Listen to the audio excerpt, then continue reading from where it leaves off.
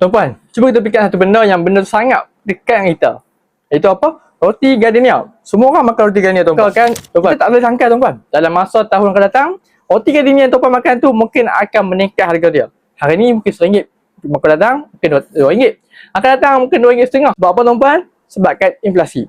Dan inilah orang pasal. Inflasi ni hanyalah untuk harga barang meningkat, harga barang naik. Tapi sebenarnya, tuan-puan, inflasi ni telah mengurangkan nilai kos beli duit kertas kita. Betul, tuan-puan, kenapa tuan-puan tak pelik kenapa harga barang makin lama mahal, termasuklah dengan roti gardenia yang anda makan setiap hari tu.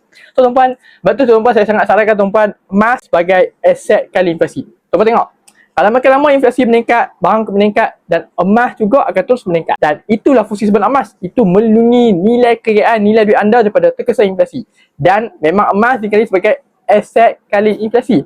So, bagi anda mahu dapatkan emas sebagai aset kali inflasi, anda boleh isi borang saya di bawah. InsyaAllah saya akan bimbing anda sebaik-baiknya. Ingat, jangan tukar yang simpan. Simpan sampai kita kaya.